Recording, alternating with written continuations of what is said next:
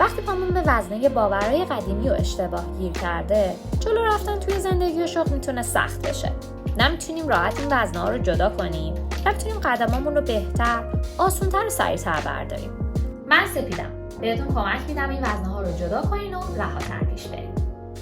گاهی فقط نیاز داریم یه نفر همراهمون باشه و حمایتمون کنه تا تواناییامون، استعدادامون، مهارتامون و پتانسیلمون رو به واقعیت تبدیل کنیم، ازشون استفاده کنیم، رشد کنیم و به هدفمون برسیم.